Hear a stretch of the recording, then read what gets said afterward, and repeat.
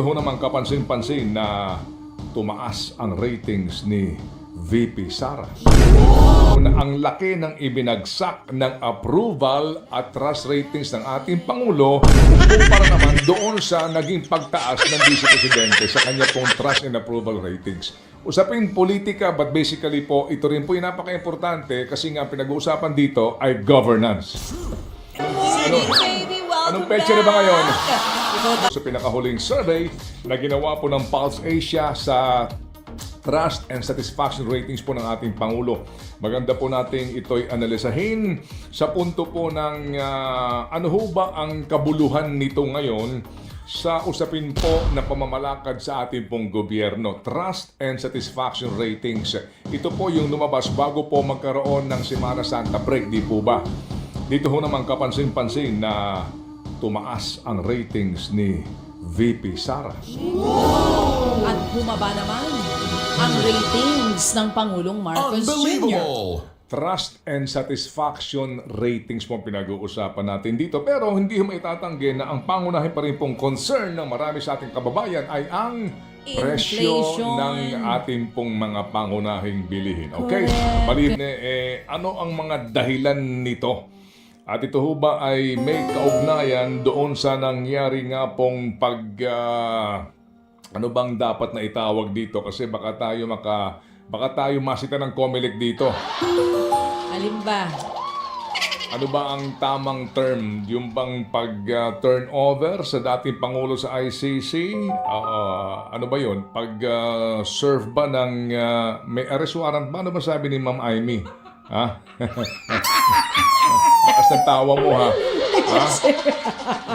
Oo nga. Ewan ko kung magkakaroon pa ng susunod na ano doon. Pag-usapan po, investigation. Pag-usapan po natin ito, mga kapatid. Kasi alam nyo, malaking bagay po basically din sa governance yung trust no, ng tao doon sa namumuno.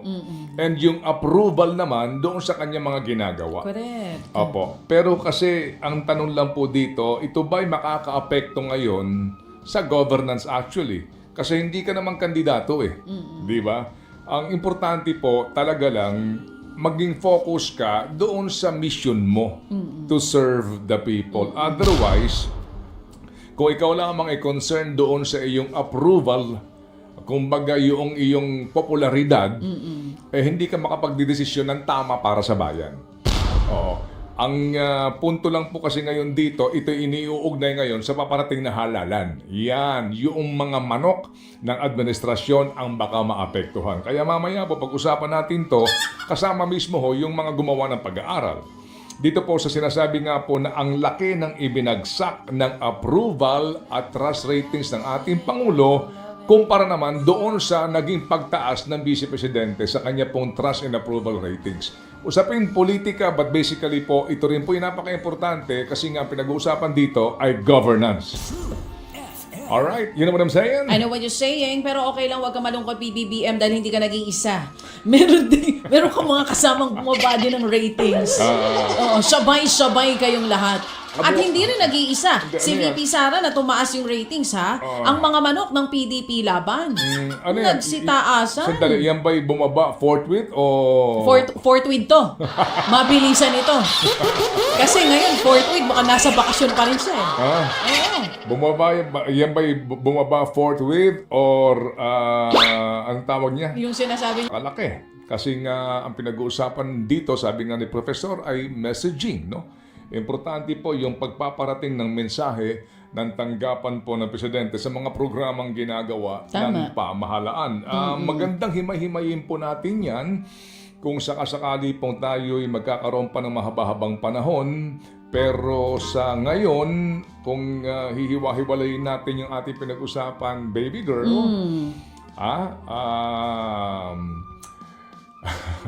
hindi kasi nag-forthwith kayo sa makatuwid. Ano big boy, ha? Base sa explanasyon ni Sir Ronald Holmes, yung pagkaantala ng impeachment, medyo isa rin sa mga posibleng dahilan ng pagbaba ng Nawala ratings. yung momentum. Oo. Opo. Depende yan ha, kung nasan kayong bandang kampo ha. Opo. Sigurado yung pro Sara, galit na galit dyan sa impeachment na yan. Galit na galit dyan sa investigasyon na iyan. No? Opo. Pero doon po namang humihingi ng sinasabing accountability, pananagutan, gustong-gusto po talaga na matuloy na yan, malantad na. Totoo bang may ebidensya o wala na, magkaalaman na. But basically po dito, di ba sinasabi nga, may pag-aaral na noong panahon na nalalantad itong mga piatos-piatos na ito, bumababa ang survey. Yes, ang ratings po ng Vice-Presidente. Yes. Nahinto. Yes. And then hindi nag-fourth with si Escudero. Oo.